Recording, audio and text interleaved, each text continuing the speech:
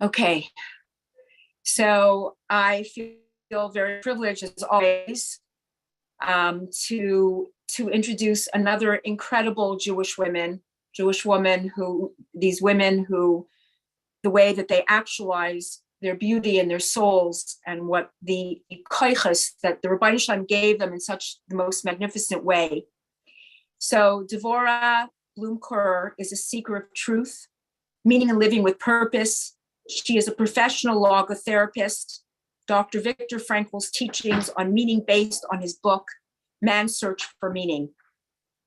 She's a somatic experiencing practitioner, a trauma therapist, reflexologist, and bereavement counselor.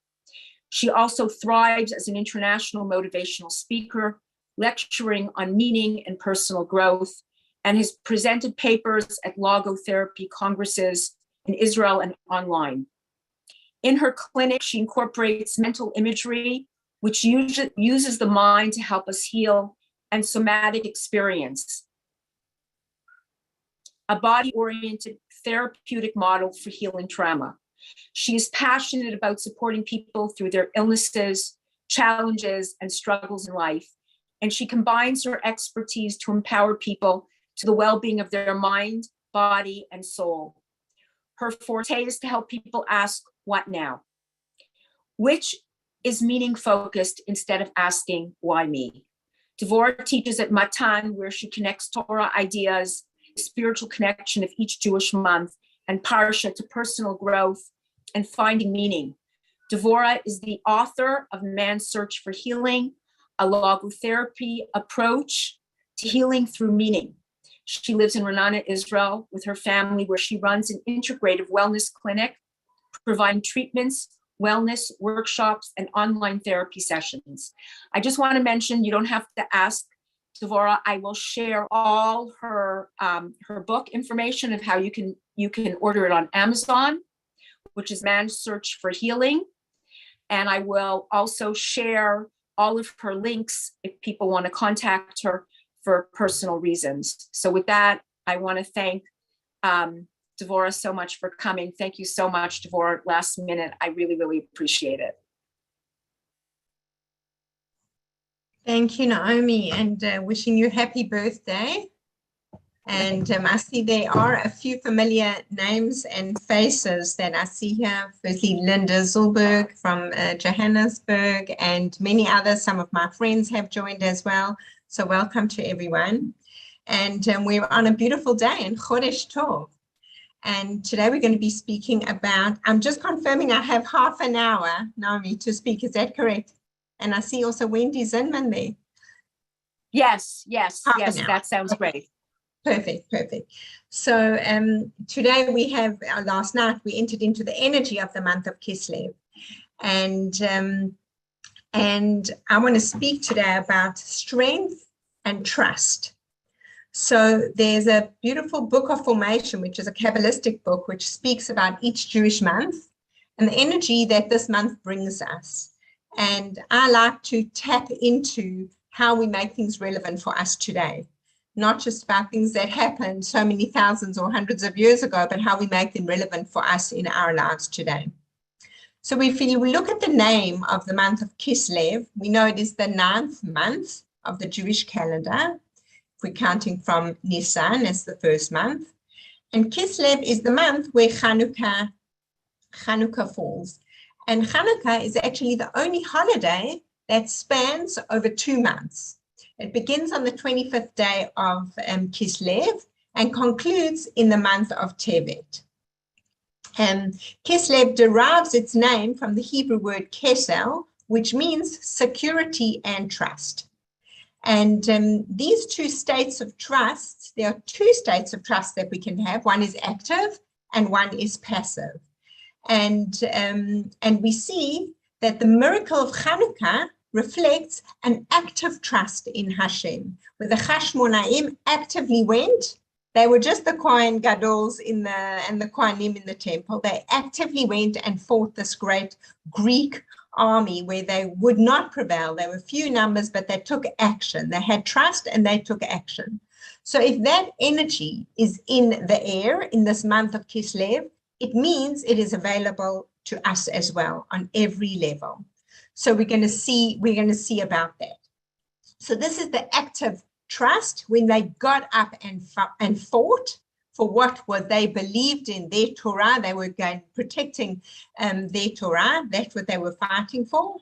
And we see that according to this book of formation, Sefer Yetzirah, it has different qualities that it gives to each of the Jewish months. And one of the qualities that is given to this month is the sense of sleep. Now, it's very interesting that the sense of sleep is connected to a different kind of a trust, which is a more passive trust. We said the active trust was actually getting up and fighting our cause and doing everything we have to do. But then there's a passive trust as well that we're meant to learn by this sleep, which teaches us. And we know that to sleep is really to say, I give over and I trust my neshama over to Hashem, that he will protect it while I am sleeping. It really is a time where we relinquish control. So the letter of the Hebrew alphabet, which is assigned to the month of Kislev, is the letter Samach. And we know that the letter Samach comes from the word lismoch, which means to support. And the experience of feeling supported corresponds to the trust and confidence that we have in divine providence. So in Kislev, which we have said, we say this psalm, which has the word somech, which we say in the Hebrew prayer of Ashrei, Hashem supports the fallen and lifts up all the bent over. So this comes from this word of support. And we're going to feel in this month, we are looking to connect to these two ideas. One is of Hashem supporting us through any kind of challenge or difficulty we might be experiencing. And the other is, not only does Hashem support us, but we also have the strength to be able to show up to these things as well. Okay, so if we look at this sense of sleep, it says in Vayikra, and you shall dwell securely, Vayikra 26, verse 5 to 6. And because this was quite short notice today, I don't have source sheets prepared, I apologize, but I'll just read it for you. And you shall dwell securely in your land, and I shall give peace in the land, and you shall lie down without fear. So this is what Hashem is saying to us, what sleep can offer us. If we trust in Hashem to be able to relinquish, surrender, and give over, and we give into this lying down, this going to sleep, then we will inherit all of this security from Hashem as well. So once I had a client who came to see me for insomnia problems, and we had to speak about, firstly, it was a trauma that we traced back to a child when she had an operation where she then almost bled to death afterwards. It was a complication in her mouth. And going to the hospital, then her mother was crying in the car, don't close your eyes, don't close your eyes. And she interpreted this, and it stayed in her nervous system as a warning of closing your eyes is dangerous. And many years later, when she herself became a mom, she had problems with insomnia because she had this inner idea or this belief system that closing your eyes could be dangerous.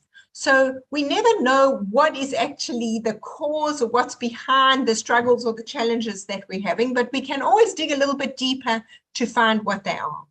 But this whole idea of sleep representing and being part of the ingredients of the month of Kislev is all about surrender. Can we hand over? Can we let go? Can we actually say, the world is going to run perfectly without me? I can go to sleep right now. I trust that Hashem knows what he's doing. So this is sometimes the relinquishing of control that we are asked to be able to do as well. So we see that the month of Kislev is really and I used to live in South Africa where Kislev was in the middle of summer, so it doesn't apply, but everything when they speak about these things in our holy books are all about what happens in Eretz Israel. So here in Eretz Israel, Kislev is the darkest month.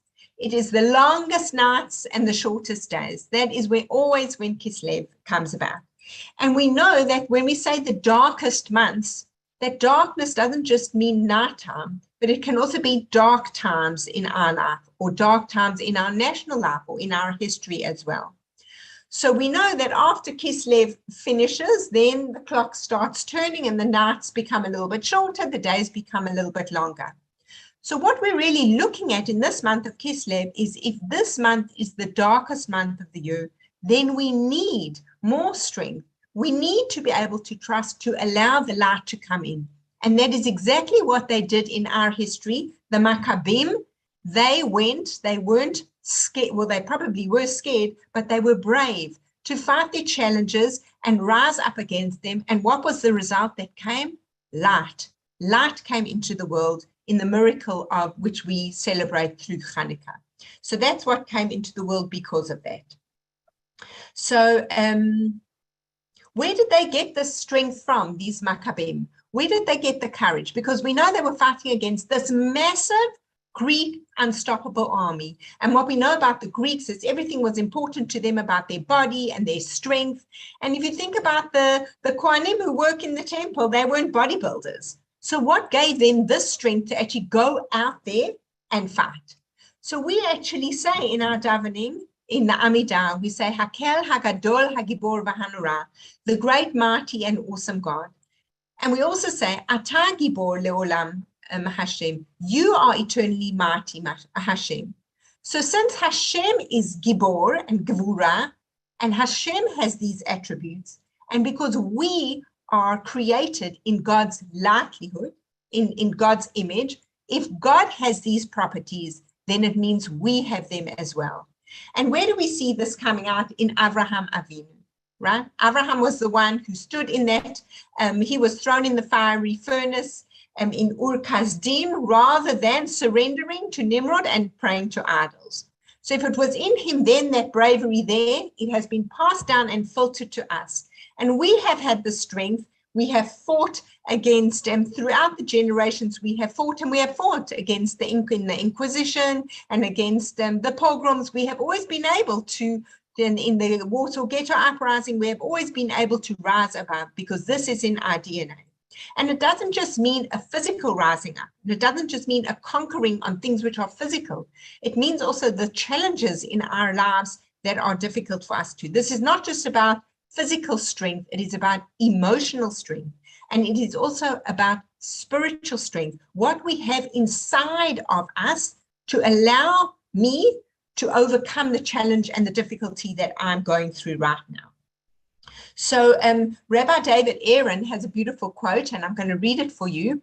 The Talmud teaches that whatever happens to us is always for the best. People assume that means that if I lose this job, it must mean that there is an even better job is about to come my way. But I'm not so sure that this is always the case. Losing that great job may be for the best, because the next job, which pays less and throws you into a company of very difficult people, gives you a better context for some very life-changing choices to know God and to do good. In this lousy new job, you will make less money, but become more. In the end, what is best is not what happens on the outside, but what happens on the inside.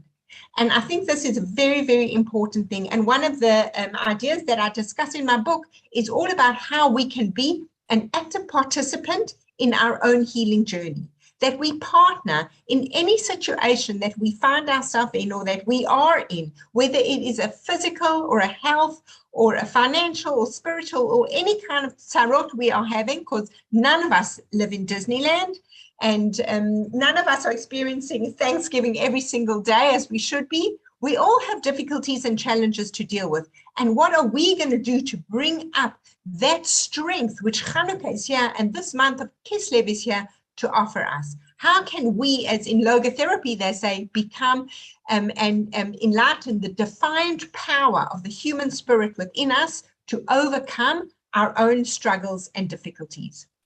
So I want to share a story with you. It's a story that is told from an ancient Indian tribe. And they have a coming of age ceremony that they do. I suppose it's similar to bar mitzvah with 13-year-old boys, where it's kept a secret in the tribe. No one knows about it. Only those who have been through it know what it's all about. So these young boys, on the eve of their 13th birthday, they are taken out with all the men of the village, and they're taken into with drums and music and singing and feasting, and they're taken into the depth of the forest.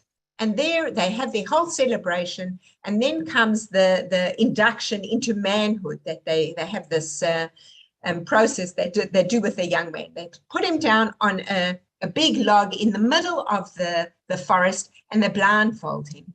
And he has to sit there the whole night. And it doesn't matter if he hears noises or if animals come or whatever happens, he has to show that he's brave, and this is what makes him a man. So they tell the story of this young man, absolutely petrified. No one's told him what it's going to be like. And he comes into this forest, and everyone now leaves to go back to the home. And he is now left absolutely alone in the midst of the night at midnight, and he hears twigs and he hears noises, and he's absolutely petrified. And the only thing that he is told is in the morning, when he feels the sunrise rising, warming his face, he is allowed to lift his blindfold, and then he has succeeded at his task. And he goes through this whole petrifying night all on his own on this log. And all of a sudden, in the morning, he feels the warmth on his face, and he slowly lifts up his blindfold after having been alone the whole night, and he sees sitting right next to him his father. And his father has been there the whole night. He was never alone. The whole night his father has been there. And this is the story, how it goes. And I think this story really represents for us the dark times and the challenges that we live in our own lives. And remember, we said that darkness is also significant to not just winter and darkness, but dark times, difficulties, struggles, and challenges. We all go through them in all different spheres, wherever they may be, we or our family members. Someone is going through something challenging. So this story, I think, really what it comes to teach us is that if we feel we are alone, then we are. But if we feel abandoned and desperate and alone, then that's how our situation is going to be. But if we knew that our Father was sitting right next to us while we are blindfolded and not knowing what is going on for us, then that is a whole different story. And maybe you can just get a sense of that feeling of lifting the blindfold, and whatever your difficulty or struggle or challenge is, of just feeling that fatherly presence of God right next to you right now. This is what Hanukkah and this month of Kislev is offering to us right now. Okay, so I want to I want to read for you something else from Naftali Silverberg, and perhaps I can send these quotes for you afterwards. I'm happy to do that. This is something I read on Chabad.org website. It says like this: Hashem's tests are intended to uncover within an individual hidden powers which would otherwise be untapped. Abraham always had the courage, the fortitude, and love for Hashem necessary to sacrifice his son. However, neither he nor the world was cognizant of this latent potential until God actually put him to the test. God only tests a person who has the powers to withstand the tribulation. Thus, God's tests are actually a demonstration of trust. God only tests a person whom he trusts to have the ability to pass the test with flying colors. If we have trust in Hashem, we would have realized that all his actions are in our best interests, and he will surely provide for our every need as he sees our needs, not necessarily as we see our needs. This is a powerful lesson for us all. When faced with difficulty and challenges, we must keep in mind that this is actually a display of trust on Hashem's part. We must live up to God's high expectations of us, and then the test will have outlived its purpose and can vanish.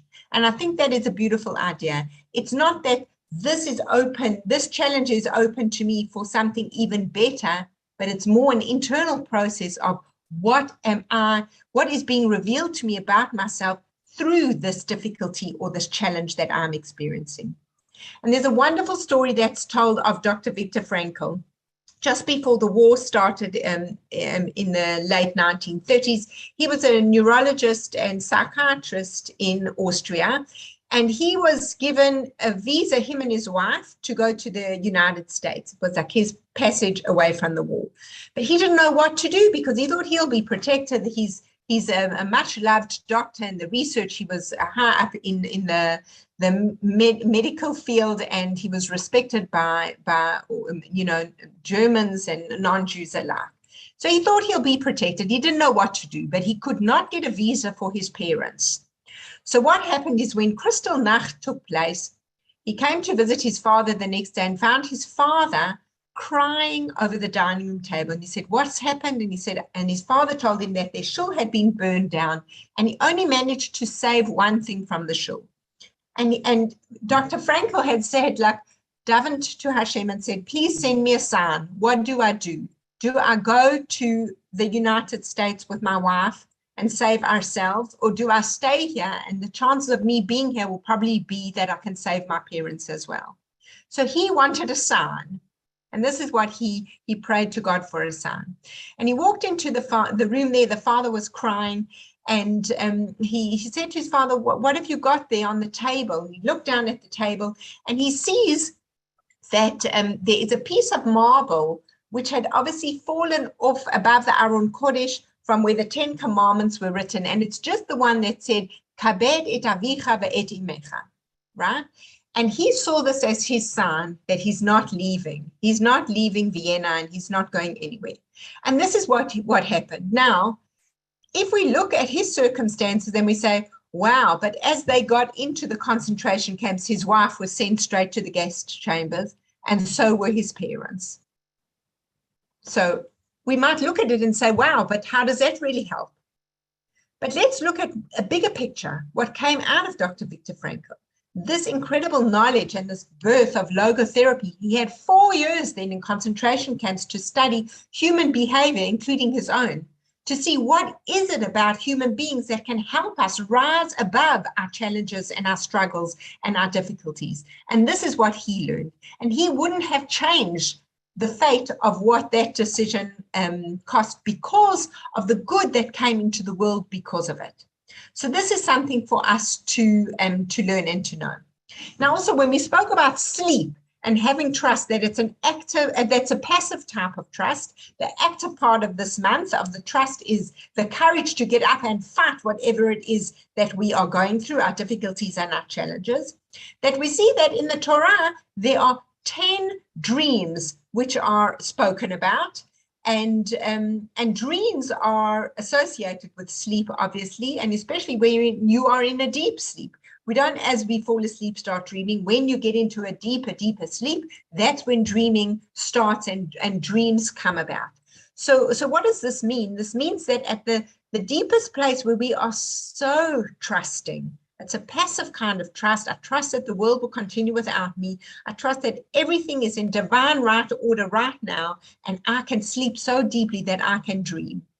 So what do we see? That these 10 dreams that are mentioned in the Torah all are read in the month of Kislev. So isn't that beautiful how it all starts weaving itself together? Very, very beautiful. So there's another story. It's a fable, actually, and it doesn't have such a happy ending, but this isn't Disney, but there's a beautiful message that we can learn from the story. So there's a wonderful fable that's told about a dove. The dove, when it was created, was the most beautiful, beautiful white bird, but it was created without any wings. And at the beginning of creation, when all the animals were running around in Gan Eden, the dove every day was being chased by the lion. And every day it managed by the skin of its teeth just to get to safety. And one night it cried bitterly to God, and it said, my whole day I'm spending running away from this lion who just wants to catch me and eat me. I've got no way to protect myself. I've got nothing to do to help myself. I'm vulnerable, and this lion is so big and great, and I can't overcome it. Please, I beg you, Hashem, please help me. And God said, I've heard your cry, and help is on the way. And the next morning, the little dove wakes up and slapped on the side of him these two great, great wings. And the dove looks at these big burdens that are sitting on the side of him. And up comes the lion now. He knows the day is starting where he is going to have to be running away from this lion again. So this dove starts running and running, but now it's got these heavy, heavy wings on the side of it. And it's running away and running away. And I warned you in the beginning, it's not a happy ending. So eventually the lion catches the dove and the dove gets eaten. And the dove goes up to Shamayim and says to Hashem, I don't understand. I just wanted to serve you. And every day I was fighting challenges from left, from right. This lion was coming at me all the time. And then when I asked for your help, you sent me these two huge things on the side of me that made it too heavy to run, and I couldn't escape, and eventually I was overcome. And then Hashem says to the dove, you foolish dove, I didn't give you those wings to run with. I gave you those wings to fly with. So the dove was fixated on her own perspective to see that the wings could have opened up her eyes to a completely new experience. She was only expecting to run faster. She wasn't expecting to fly. So sometimes we see the darkness, the difficulties and the challenges in our lives as something which is going to take us down, something which we just cannot overcome. But what we have read and we have heard already today is that by receiving these challenges, it opens ourselves up to see a part of us that we might never have known existed in us before.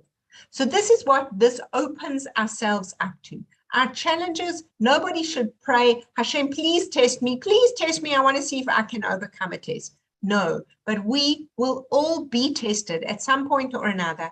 And what we need to know is we're not sitting on that log all by ourselves. If we can tap into and surrender to the trust and to the strength that Hashem is offering to us, especially in the darkness, then light will be lit at the time of Hanukkah, when miracles can happen. And as we read in the Alanisim, right, we read Bayamim hahem bazman hazeh.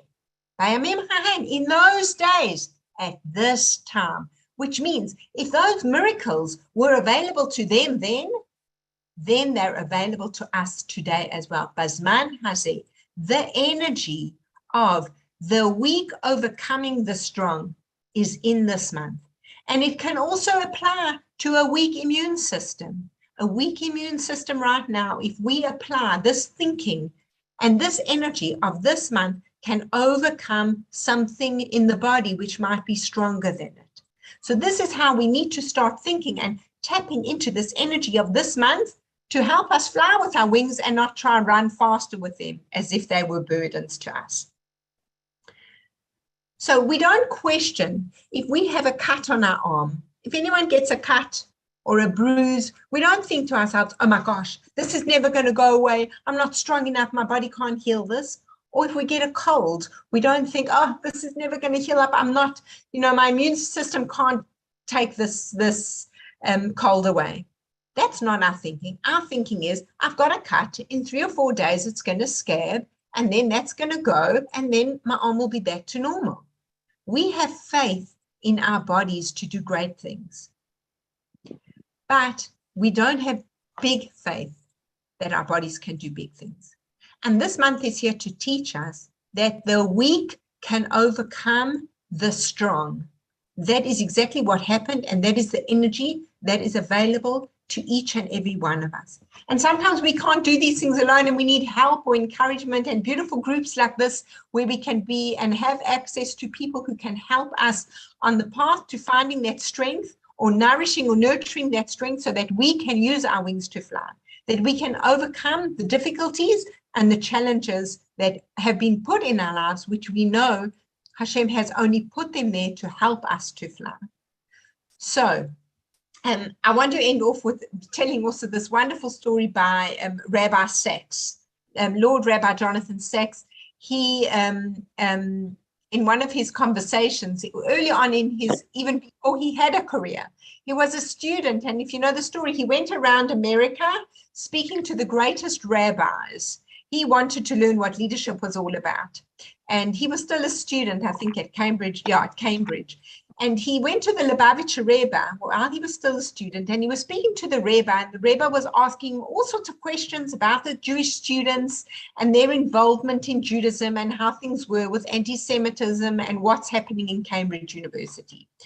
And he says, Rabbi Sachs, he says, he started off as any good British man speaks, he says, in the situation in which I find myself, because this is how British people speak, and he said the Rebbe interrupted him straight away and put up his hand and said to him, nobody finds themselves in a situation. You put yourself in a situation. And if you put yourself in a situation, you can put yourself in another situation.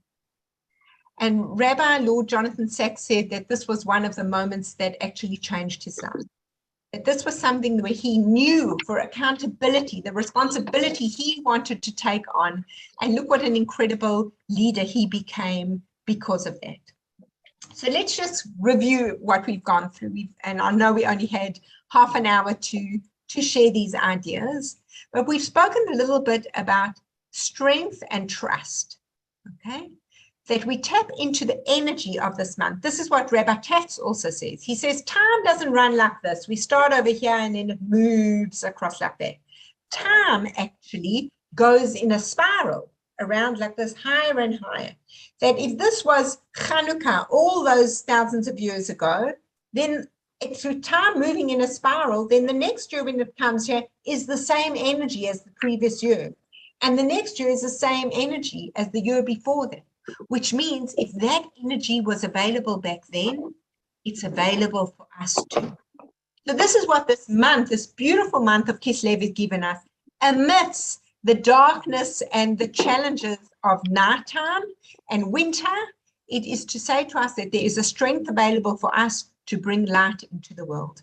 And I think that is our message. And if we can do that, and we can surrender, knowing that Hashem is sitting next to us with our struggles and our difficulties, then we will be on our journey to be able to get through them in the best way possible that we can.